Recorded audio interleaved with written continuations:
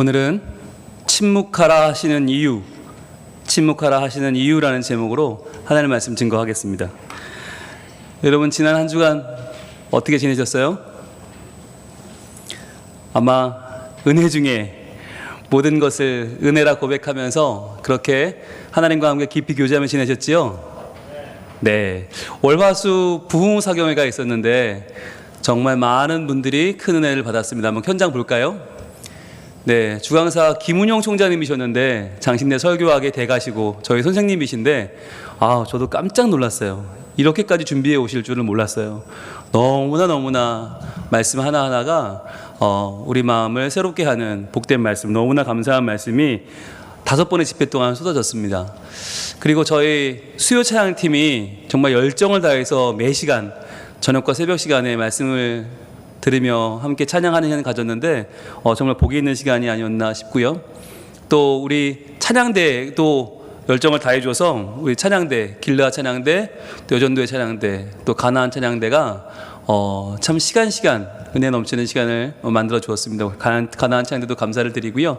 그리고 당회원들 한 분 한 분이 정말 헌신해 주셔서 귀한 시간을 보냈고, 또 우리 교육자들도 거의 방송국 수준의 콘티를 다 감당해내느라 참 고생 많이 했어요. 너무 눈부신 헌신이 있었고요. 무엇보다도 우리 성민 가족들께서 시간마다 정성으로 참여하셔서 정말 귀한 시간을 만들어 주시지 않았나 합니다. 한 분 한 분의 그 비가 오는데도 우중에 오시는 열정이 있었고요. 또 뒤에서 바라봐도 너무나 은혜를 사모하는 시간들, 은혜를 충만하게 경험하는 시간들이 아니었나 합니다. 하나님께서 우리와 함께 하셨고 또 앞으로도 함께 하실 줄 믿습니다. 모든 영광을 하나님께 박수로 올려드리겠습니다. 감사합니다. 이렇게 3일을 보내고 나니까 저희들 너무너무 좋으시죠? 자, 오늘 본문이 딱 요 분위기예요. 마태복음 8장 1절이 뭐라고 시작하냐면 이렇게 시작하거든요. 예수께서 산에서 내려오시니 수많은 무리가 따르니라. 산에서 내려오셨다는 게 뭐냐면 5, 6, 7장 산상수훈 설교가 끝난 거예요. 산에서 주님의 부흥성회가 끝났습니다. 그리고 사람들이 무리를 지어 내려오는데 너무너무 좋은 거예요. 그래서 주강사가 예수님이니 오죽했겠어요. 너무 좋다, 할렐루야, 신난다 라고 하면서 막 내려오고 있는데, 여기서 중요한 단어가 있어요. 무리라고 한 단어예요. 무리. 수많은 무리가 따르니라. 아직 제자가 아니에요. 아직 예수님 마음에 나를 내어드리지 못했어요. 말씀에 헌신하지 못했어요. 아직은 그냥 다 무리에 불과했는데, 그 중에 한 사람이 완전히 변화돼서 그 말씀으로 변화되어 자기를 던지는 한 사람이 있었는데, 그 한 사람은 2절은 이렇게 증거합니다. 같이 읽어볼까요? 시작. 한 나병 환자가 나와 절하며 이르되 주여 원하시면 저를 깨끗하게 하실 수 있나이다 하거늘. 멀쩡한 사람들은 다 무리에 불과했는데 한 사람만 자기의 인생을 뒤집는 도전을 합니다. 근데 여기서 보시면 이 나병 환자가 고쳐달라는 얘기가 아니에요. 뭐라고 하냐면 주여 원하시면 저를 깨끗하게 하실 수 있나이다. 노란색을 드시고 표시해 보세요. 주여 원하시면 저를. 이게 뭐냐면 고쳐달라는 얘기가 아니라 하나님의 뜻을 묻는 것입니다. 당신은 하나님의 아들이 분명한데, 당신은 창조주가 분명한데 저를 고치실 마음이 있는지 마음만 좀 알려주세요 라고 하는 거예요. 제가 이렇게 사는 게 맞는 건지 고침 받는 게 맞는 건지 좀 알려주세요. 저는 알지 못합니다 라고 하는 겸손한 고백이에요. 그랬더니 예수님 뭐라고 하세요? 3절입니다. 같이 읽습니다. 시작. 예수께서 손을 내밀어 그에게 대시며 이르시되 내가 원하노니 깨끗함을 받으라 하시니 즉시 그의 나병이 깨끗하여진지라. 아멘. 여러분, 노란색 뜻을 표시해 보세요. 내가 원하노니 깨끗함을 받으라. 내가 원한다는 거예요. 하나님의 뜻은 네가 깨끗해지는 것이다. 이걸 누가 알아요? 하나님의 아들이 아는 거죠. 그러니까 지금 이 장면을 잘 보시면 고쳐주세요, 고쳐주마가 아니에요. 저를 향한 하나님의 뜻이 무엇인가요? 너를 향한 뜻은 이거야 라고 알려주시는, 정말 마음과 마음이 만나고 말씀과 3일 만나는 자리예요. 그런데 또 하나 뭐예요? 말씀만 하셔도 되는데 굳이 손을 내밀어 만지시는 이유는 무엇입니까? 깨끗함을 받으라 하는 거예요. 너는 깨끗해질 수 없어, 알지? 너는 죽었다 깨어도 안 돼, 알지? 그런데 나에게 깨끗함을 받으면 돼. 그럼 너는 깨끗해질 수 있어 라고 하는 주님의 사랑 어린 터치예요. 자, 여기까지 너무 좋죠? 말씀 은혜 받았죠? 주님 마음 물었죠? 답 받았죠? 행복하게 고침받았죠? 너무 좋아요. 여기까지 너무 좋은데 문제는 4절이에요. 우리 4절 같이 읽어볼게요. 시작. 예수께서 이르시되 삼가 아무에게도 이르지 말고 다만 가서 제사장에게 내 몸을 보이고 모세가 명한 예물을 드려 그에게 입증하라 하시니라. 여러분 중요한 건 이거예요. 아니 이렇게 말씀 은혜 받았고 병 고침 받았으면 나병이 나았는데 얼마나 기쁜 일이에요. 게다가 내 병을 내가 알잖아요. 내가 고쳤으니 얼마나 자신 있게 외칠 수 있어요. 이때부터 예수님의 홍보대사가 되어서 가는 곳곳마다 5일장마다 다니면서 예수님이 저를 고치셨다고 선포하고 다니면 얼마나 좋아요. 그런데 노란 책을 드시고 표시해 보세요. 삼가 아무에게도 이르지 말고. 이게 포인트예요. 삼가 아무에게도 이르지 말아라. 다만 네가 나았다는 걸 제사장에게 보여서 증명만 해라. 아무 말도 하지 마. 누구도 만나지 말라는 거예요. 여러분 이게 왜 그러실까?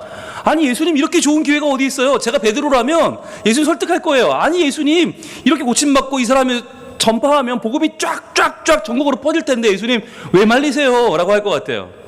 여러분 왜 침묵하라는 겁니까? 어떤 분들은 그렇게 말을 합니다. 예수님 입장 때문이다. 예수님 입장은 안 처해진다. 왜냐하면 복음을 전하러 오셨지 병 고치러 준 게 아닌데 이 사람이 막 동네방네 소문내면 어떻게 돼요? 사람들 다 올 거 아니에요. 뭐 두통, 치통, 생리통에 어디는 다 올 거 아니에요. 온몸 뭐 아픈 데마다 들고 다 올 텐데 그거 어떻게 감당하겠어요? 그러니까 예수님이 본업 복음 전도는 뒤로 하고 병만 고쳐주다 끝나냐? 그거 안 되지 않냐? 그러니까 예수님이 좀 절제를 시킨 게 아니냐? 좀 작작하자, 웬만히 하자, 이게 아니냐라고 이야기를 하는데 여러분 그런 걸까요? 여러분 잘 좋아하시는 마태복음 11장 28절 말씀 한번 찾아봅시다. 마태복음 11장 28절에 뭐라고 되어 있냐면 이렇게 예수님의 마음을 우리에게 전해주고 계세요. 마태복음 11장 28절 자 같이 읽어봅니다. 시작. 수고하고 무거운 짐진 자들아 다 내게로 오라 내가 너희를 쉬게 하리라. 이렇게 말씀하세요. 자 수고하고 무거운 짐진 자들아 다 내게로 오라 내가 너희를 쉬게 하리라. 이게 무슨 말이죠? 여기서 말하는 수고하고 무거운 짐진, 이 짐이 물론 율법의 짐을 말하는 거예요. 율법으로 구원받으려고 우리가 생활하는 그 율법의 짐. 그런데 여기에는 우리 일생생활의 질병과 고통과 죽음의 짐이 다 포함되어 있어요. 그러니까 주님은 아픈 사람도 다 내게로 오라는 거예요. 누구만 와라, 이런 사람만 와라, 한 명씩 앵간하게 와라가 아니라 다 와라. 다 오면 어떻게 됩니까?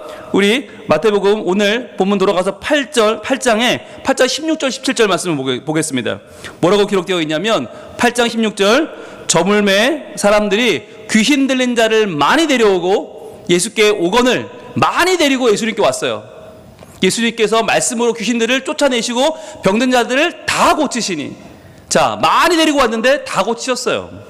예수님은 능력이 한계가 있거나 뭐 웬만큼만 하자 나머지는 다음에 하자가 아니라 다 옳은 대로 다 받아주시고 다 고쳐주세요. 왜 그랬나? 17절이 더 중요합니다. 이는 왜냐하면 선지자 이사야를 통하여 하신 말씀에 우리의 연약한 것을 친히 담당하시고 병을 짊어지셨도다 함을 이루려 하심이더라. 아멘. 즉 뭐냐면 병을 고쳐주는 게 메시아의 사인이라는 거예요. 메시아의 증거예요. 그러니까 예수님은 병을 고치면서 우리의 근원적인 문제가 해결되는 구원을 보여주시는 거예요. 그래서 예수님은요 아무리 많이 와도 문제가 없어요.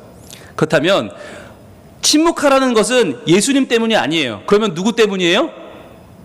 누구 때문에 침묵하라는 거예요? 그 사람 때문이에요. 치유받은 그 나병 환자였던 사람, 그 사람을 위해서 지금 침묵하라는 거예요. 왜요? 여러분 은혜를 막 받고 나면 어떻게 돼요? 우리 마음속에 기쁨이 있지요? 감격이 있지요? 외치고 싶지요? 그런데 그걸 막 떠들고 나면 어떻게 돼요? 또 공허함이 밀려와요. 왜? 연약한 나는, 부족한 나는 또 죄 가운데 살게 되고 또 연약하게 살게 되고 하나님의 영광과는 상관없이 살게 되거든요. 여러분 그래서 우리가 얼마나 많이 은혜 받았다가 또 가라앉고 은혜 받았다 또 가라앉았어요. 중요한 건 남에게 떠드는 게 아니라 이야기하는 게 아니라 더 중요한 게 뭐냐? 내 자신과 대화를 나누는 것입니다. 뭐라고요? 왜 하나님이 나를 구원하셨나? 왜 나를 사랑하셨나? 여러분 여기에 대한 질문이 없으면 안 돼요. 아, 나 같은 죄인을 사랑하신 그 사랑이 얼마나 큰가? 나는 어떻게 응답해야 될 것인가? 나는 어떻게 하나님 영광 위에 살 것인가를 물어야 되는 거예요. 그래서 여러분 찬양이 이런 찬양이 있었어요. 저는 이 찬양을 보면서 야, 참 찬양이 참 궁상 맞다 그런 생각했었거든요. 그런데 나이를 먹으면서 이 찬양이 정말 의미 있는 찬양이구나를 깨닫게 되었어요. 가사가 이렇게 됩니다. 사랑이 구주를 죽게 했네 왜 날 사랑하나. 겸손히 십자가 지시었네 왜 날 사랑하나. 왜 날 사랑하나. 왜 날 사랑하나. 왜 주님 갈보리 가야 했나. 왜 날 사랑하나. 여러분 이 시간에 한번 제가 이 찬양을 좀 드려드릴 텐데요, 스스로에게 물어보시면 좋겠어요. 하나님 왜 저 사랑하세요? 하나님 저 왜 이 사랑 받은 거예요? 저 어떻게 살아야 돼요? 라고 한번 물어보시길 바라요. 사랑이 구주를 죽게 했네 왜 날 사랑하나. 겸손히 십자가 지시었네 왜 날 사랑하나.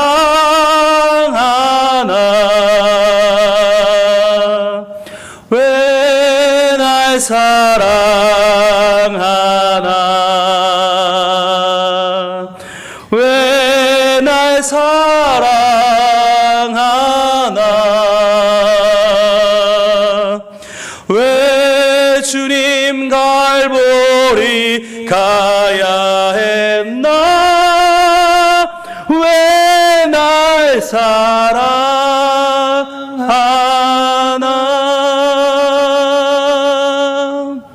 아멘. 이런 찬양이거든요. 어렸을 때 들을 때는 참 이해가 안 됐어요. 그게 뭐가 중요해. 사랑하면 되지, 구원받으면 되지 그랬는데요, 주님은 그거 지금 물어보시는 거예요. 야, 너 한번 생각해 봤어? 네 깊은 곳에서 그 은혜를 잠잠히 한번 되돌아봤니? 그게 더 중요한 거야. 그러면서 그 사랑과 은혜에 네가 어떻게 응답할까? 여기까지 가야 돼. 안 그러면 네 입으로 다 빠져나가면 그거 소용없어 라고 말씀하고 계시는 거예요. 여러분 전도서 3장에는 여러 때가 나와 있는데 이렇게 증거를 합니다. 전도서 3장 6절입니다. 찾을 때가 있고 잃을 때가 있으며. 자, 우린 찾는 게 당연히 좋죠. 그런데 잃어버릴 때도 있다는 거예요. 지킬 때가 있고 버릴 때가 있다. 당연히 지킬 때가 더 좋죠. 그런데 때로는 버릴 때가 있다는 거예요. 하나님에게는 그런가 하면 끝이 아니라 7절에는 찢을 때가 있고 꿰맬 때가 있다. 꿰매기만 하는 게 아니라 찢는 게 먼저예요. 때론 찢어버려야 꿰맬 수가 있어요. 그 다음에 잠잠할 때가 있고 말할 때가 있으며. 우리의 생각은 말하는 게 중요하죠. 잠잠하게 뭐가 중요해. 그런데 아니요, 잠잠할 때가 먼저예요. 잠잠할 때가 있고 그 다음에 말할 때가 있는 거예요. 왜냐하면 잠잠하게 내면이 새로워지고 내가 변화되고 내가 더 깊어지는 시간이 우리에게는 필요하기 때문입니다. 그래서 주님은 이 고침받은 나병 환자가 나가서 막 증거하고 막 외치면 정말 복음이 막 전파되고 부흥되고 막 잘 될 것 같은데 오히려 그 입을 막으시는 거예요. 지금은 네가 잠시 침묵해야 할 시간이다. 여러분 저는요 2015년도 11월 달에 저희 성민교회 담임 목사로 부임을 했습니다. 지금까지 정말 교회 일이라면 누구보다 가장 먼저 달려와서 전 출근을 몇 번 하는지 몰라요. 너무 좋아요. 설교 준비하는 시간이 너무 좋고 예배하는 시간이 좋고 여러분 만나는 시간이 좋고 그래서 지난 7년을 한결같이 열심히 달려왔어요. 와보니까 그런 마음이 들어요. 내가 새벽밥 짓는 마음으로 교인들에게 아침밥을 직접 지어 먹여야겠다. 그래서 새벽 기도를 월요일부터 토요일까지 매일 설교를 하루 한 장을 밥을 지어 이렇게 먹이면서 너무 좋았어요. 거기다가 주일은 주일 예배, 수요일은 수요 예배, 게다가 하사품 훈련학교 너무 좋았어요. 그렇게 설교해서 성경을 한 번 다 돌았죠. 성경 66권 1189장을 돌고 지금 민수기 2장까지 시즌2를 하고 있는데 그러면서 우리 그 말씀의 열매를 가지고 다음 세대 사역하자. 그래서 다음 세대 사역을 열심히 해서 지금 많은 교회가 인정하고 또 찾아오는 탐방하는 모범이 되는 교회가 되었습니다. 너무너무 지난 7년간의 사역이 행복하고 너무너무 좋았어요. 자, 그런데 여러분 이 담임 목사가요 7년대가 되면 해야 될 일이 있어요. 반드시 해야 될 일이 있어요. 그게 뭘까요? 네, 안식년을 가야 돼요. 안식년을 가야 돼요. 참 이게 7년차가 되면요 교회를 좀 알아요. 그리고 성도들도 좀 잘 알고 어떻게 하면 되겠다 그림도 그려져요. 그래서 7년차가 되면 정말 잘 달릴 수 있겠는데, 정말 이제는 교회에 보탬되고 막 정말 이름도 나고 할 수 있겠는데, 막 박차를 다 할 이 시간에 하나님이 담임 목사는 이제 교회를 떠나라 라고 말씀하는 거예요. 왜 그러실까? 아니, 저는 이 남영 환자의 마음을 정말 잘 알 것 같아요. 이제 말씀 은혜 받고 병 고침 받고 막 전하고 싶은데 주님이 딱 입을 막으시는 그 이유가 뭘까? 삼가 아무에게도 이러지 말고. 얼마나 답답하겠어요. 여러분 저를 아시잖아요. 제가 교회 안 오고 살 수 있겠어요? 하루라도 살 수 있겠어요? 살 수 없는 저를 하나님은 왜 입을 막고 왜 교회를 떠나라 하시는가? 제가 곰곰이 생각해 봤어요. 그랬더니 3가지 정도의 마음을 제안해 주셨습니다. 그 첫 번째 감동은 뭐였냐면 이거였어요. 목사나 교회가 하나님을 대신하지 않기 위해서입니다. 같이 한번 읽어볼까요? 시작. 목사나 교회가 하나님을 대신하지 않기 위해서. 여러분 자칫하면요, 제가 하나님을 대신해서 마치 제가 하나님인 듯이 그렇게 나설 수가 있어요. 한 7년 하면요, 담임 목사가요 교주 비슷하게 돼요. 그래서 담임 목사가 말하면 왠지 정말인 것 같고 그건 해야 될 것 같고 왠지 이런 마음이 든다니까요. 아니세요? 여러분 담임 목사 7년 말씀을 증거하면 이 강단이 하나님을 보여주는 자리가 아니라 자칫 제가 저를 보여주는 자리가 될 수가 있어요. 더 중요한 게 뭔지 아세요? 교회가 하나님 되는 거예요. 목사에게 교회가 하나님 되면 큰일 나요. 그러면 교회를 성장시키는 게 저의 꿈이 되고 교회를 키우는 게 목적이 되면 그때부터 기독교가 아니라 교회에 매몰돼서 같이 죽는 거예요. 여러분 우리 장로교회 본산인 미국 장로교회는 그런 전통이 있습니다. 교회가 분쟁이 생기고 문제가 생기면 노회에서 그 수습팀을 파견을 합니다. 그 수습팀이 제일 먼저 확인하는 게 뭐냐? 담임 목사가 휴가를 제대로 갔냐?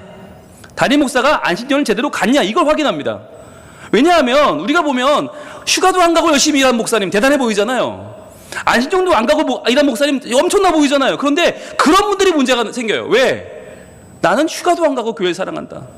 나는 안식년도 안 가고 교회를 챙긴다. 그 마음이 도리어 교회를 마치 교회를 하나님처럼 여기고 하나님이 아닌 교회를 섬기는 사람이 되어버려서 교회는 또 그런 분을 하나님처럼 목사님을 섬기게 되고 그러면 어긋나는 거예요. 하나님을 섬겨야 되는데 목사는 교회가 우상되고 교회는 목사가 우상되어서 서로 때문에 관계가 깨어지고 분쟁이 생기고 망하는 경우가 너무 많더라는 거예요. 그래서 하나님은 적당한 시간이 되면 담임 목사 강단을 떠나라 라고 말씀하시는 거예요. 그래서 저는 작년 정책당회 때 저희 당회에서 결정을 하기를 2022년 하반기 석 달간을 강단을 떠나라 라고 하는 결정을 내리고 어떻게 하면 좋을까 하다가 아무래도 날이 안 나와요. 하반기에 석 달이 나오질 않아서 7, 8월을 일단 그럼 떠나자. 7, 8월을 떠나고 9월, 10월은 하반기에 다시 달려야 되니까 돌아와서 훈련학교도 하고 뭐 하사품하고 해야 되니까 다시 하고 신방도 하고 11월 추수감사절 지나고 또 한 달을 안식월을 쓰는 것으로 그렇게 결정을 했습니다. 그렇게 지난달 당회에서 통과가 되었습니다. 그래서 저는 떠나야 돼요. 근데 이게 정말 저도 여러분 할 짓이 아니에요. 왜냐하면 제가 한번 연습해봤잖아요. 언제 했을까요? 지난 교회 창립기념주일날 해봤거든요. 예, 그때 제가 코로나 걸려서 격리돼서 교회를 못 왔어요. 근데 여러분 생각해보세요. 교회 창립기념주일인데 담임 목사가 없어요. 이게 말이 됩니까? 여러분 게다가 제가 멀리나 있었어요. 100m도 안 떨어진 우리 집에 세택에 있었는데 교회에서는 교회 생일이라고 잔치하고 케이크 자르는데 담임 목사는 교회를 못 와. 와 미치겠대요. 팔짝 뛰겠대요 진짜. 근데 여러분 그 마음을 왜 하나님이 경험하게 해주셨나? 이 부흥회 때에 이렇게 부흥회도 마치고 은혜 충만하고 바로 이때에 하나님이 저를 석 달을 이 강단을 떠나 있을 그때를 하나님 예비하신 게 아닌가. 그래서 목사도 하나님 되면 안 되고 교회도 하나님 되면 안 된다. 오직 우리는 하나님만 섬기는 하나님의 백성이요 그분의 예배자라고 하는 것을 분명하게 우리에게 알게 하시려는 하나님의 조치라고 저는 믿습니다. 두 번째는 왜 안식년을 명하시는가? 같이 있습니다. 시작. 예배자들은 단지 관객이 아님을 확인하기 위해서입니다. 여러분 교회 구조를 잘 보시면 앞에서 강단에 설교하는 담임 목사가 있고 여러분 다 저를 보게 되어 있어요. 그러니까 이게 잘못하면 관객이 되는 거예요. 마치 여기는 무대고 여기는 스크린이고 여기 여러분은 예배를 보는 게 되는 거예요. 그래서 누가 신앙생활을 하나? 담임 목사가 하는 거지. 담임 목사가 열심히 잘하면 우리 교회는 괜찮은 교회 이렇게 되는 거고, 담임 목사 삐끗하면 아이고 우리 교회 문제 생겼네 이렇게 되는 거예요. 실제는 여러분이 우리 교회인데, 여러분 한 명 한 명이 성민교회인데, 여러분이 잘못하면 그냥 담임 목사가 어떻게 하나 잘 보자, 아이고 이번 주 이런 거 했네, 새롭고 신기하네, 좋네, 잘하고 있네, 아이고 안심, 그리고는 끝날 수 있다는 말이에요. 여러분은 관객이 아니라 누구입니까? 여러분이 주인공입니다. 여러분이 하나님께서 여러분에게 배역을 주시고 그 배역을 잘 이 땅에서 살아가도록 불러주신 하나님의 액터예요. 하나님의 배우고 하나님의 주인공인데 자칫 관객처럼 생각할 수 있어요. 그래서 하나님이 한 7년 되면 앞에 있는 그 분홍 목사 떠나라. 그래서 관객들이 아니라 진정 주인공임을 우리 성민교회 교인들에게 알게 하시는 거예요. 제가 언제 한번 운전하고 서울 가다가 중간에 휴게소에 갔더니 이런 문구가 화장실에 써 있어요. 작은 배역은 있지만 작은 배우는 없다. 저는 그 말을 굉장히 크게 받았어요. 작은 배역은 있지만 작은 배우는 없다. 그러니까 극 중에 배역이 작을 수 있어요. 그러나 그 배우가 작은 배우는 아니에요.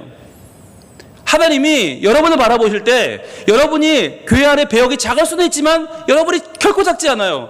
하나님은 여러분을 주인공으로 부르셨고 하나님은 여러분에게 교회 부흥의 미래를 맡기신 줄로 믿습니다. 그래서 담임 목사가 주인공 아니고 분홍 목사가 주인공 아니고 여러분 모두 한 분 한 분이 하나님의 주인공임을 깨닫게 하시려고, 결코 관객이 아님을 알게 하시려고 하나님은 일정 기간 떠나라. 그래서 여러분에게 다시 한번 여러분의 기회를 주는 거예요. 그래서 올 여름은요, 여러분이 교사로, 찬양대로, 주차팀으로, 또 식당팀으로, 여러 후원자로, 양육자로 여러분의 귀한 역할을 100% 발휘하시는 복된 여러분이 되길 축복합니다. 담임 목사님 잘하니까 뭐 훌륭하시니까 잘 되겠지가 아니라 이제는 여러분 한 분 한 분이 교회를 살리는 하나님의 사람으로서 그 역할을 충분히 다할 수 있기를 축복합니다. 자, 세 번째 제일 중요한 것인데요, 그게 뭐냐면 바로 이겁니다. 같이 읽습니다. 시작. 우리가 능히 감당하는 교회 된 것을 확신하기 위해서예요. 우리가 능히 감당하는 교회 되는 것을 확신한다. 이게 뭐냐면 올해 저희의 표가 뭐예요? 능히 감당하는 교회잖아요. 네, 본문 말씀이 고린도전서 10장 13절이죠. 한번 띄워주시겠습니까? 올해 주제 말씀 같이 읽어봅니다. 시작. 사람이 감당할 시험 밖에는 너희가 당한 것이 없나니 오직 하나님은 미쁘사 너희가 감당하지 못할 시험 당함을 허락하지 아니하시고 시험 당할 즈음에 또한 피할 길을 내사 너희로 능히 감당하게 하시느니라. 아멘. 여러분, 능히 감당하는 교회는 시험이 없는 교회가 아니잖아요. 시험은 있는데 하나님을 미쁘신 분으로 믿는 교회예요. 그래서 피할 길을 내시면 그 길 따라 살아가는 교회가 능히 감당하는 교회예요.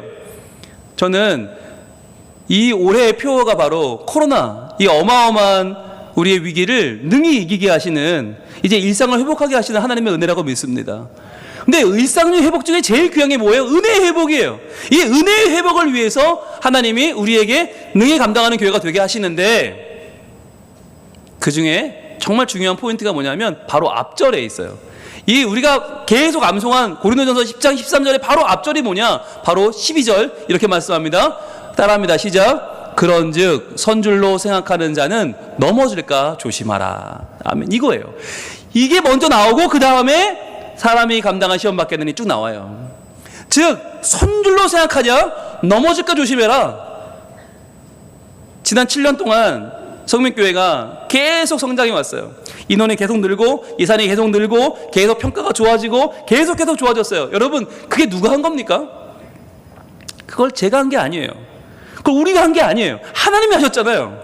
그걸 잘못하면 우리는 뭐라고 생각해요? 아, 내가 부임해서 7년 동안 우리 교회가 잘 됐다라고 선줄로 생각할 수 있어요. 그러면 넘어진다는 거예요.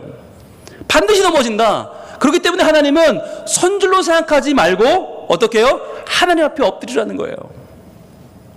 여러분, 제가 만약에 올 여름에 계속 이 자리를 지키고 있으면 올 하반기 내내 이 자리에 지키고 서 있으면 아마 저도 착각할지도 몰라요. 아, 내가 잘해서 내가 우리 교회에 와서 7년 동안 이렇게 부흥을 시켰으니 나는 참 훌륭한 목사다라고 착각과 오해할 수 있어요. 그럼 꽈당 넘어지는 거예요. 그럼 목사가 넘어지는데 여러분은 뭐 괜찮으실 것 같아요? 같이 넘어지는 거예요. 큰일 나는 거예요. 그래서 하나님이 야, 선줄로 생각하는 이때에 잠시 나가 있어라 라고 저를 내보내시는 거예요. 그래서 저는 두렵습니다. 한편으론 떨립니다. 저 교회에 떠나서 뭐 해야 될지 아직도 모릅니다. 그러나 순종하는 마음으로 갑니다.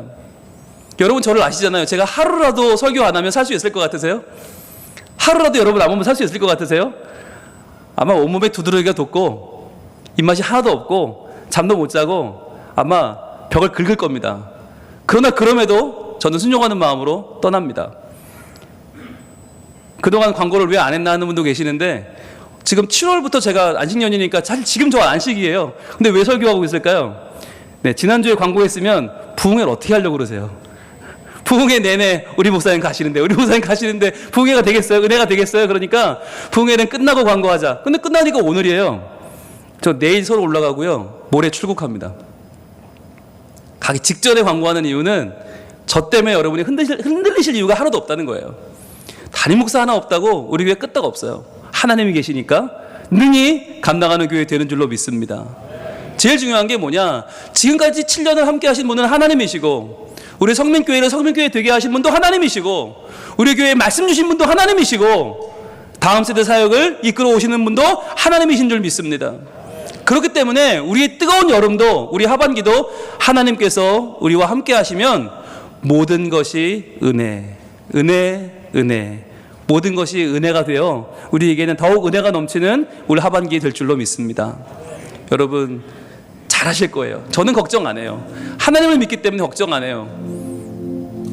여러분도 걱정하지 마시고 도리어 충만한 시간, 도리어 은혜로운 시간, 도리어 감사한 시간 될 줄로 믿고 하나님만 의지하고 은혜를 사모하시길 바랍니다. 그러면 하나님이 더 좋은 시간 주실 거예요. 기라성 같은 설교자들이 옵니다. 특별 강사도 모시고요. 또 메인 강사는 손주동 목사님이에요. 우리 교회가 배출한 가장 훌륭한 설교자 손주동 목사님이 설교하시는데 여러분 기대하셔도 좋아요. 게다가 탁재일 교수님, 또 원로 목사님, 허원구 총장님 내놓으라는 분들이 한 달에 한 번씩 오실 것입니다. 그러다가 여러분 어느 날 집밥이 그리워질걸요? 그럼 제가 옵니다. 걱정하지 않으셔도 됩니다. 하나님께서 매시간 은혜 주실 겁니다. 이 시간에 기대하는 마음 가지고 찬양할 때 내가 지금까지 누려온 모든 것이 당연한 게 아니라 은혜였군요. 이 자리에 선 것도 은혜였고 말씀 나눈 것도 은혜였고 사랑한 것도 은혜였습니다. 그 은혜는 더 커질 줄 믿습니다. 이 여름에 하나님의 사랑으로 하나님 말씀으로 우리를 더 성숙시키고 더 깊어지게 하고 더 넓어지게 하고 더 부흥시켜 주실 하나님을 기대하며 우리 함께 찬양하겠습니다.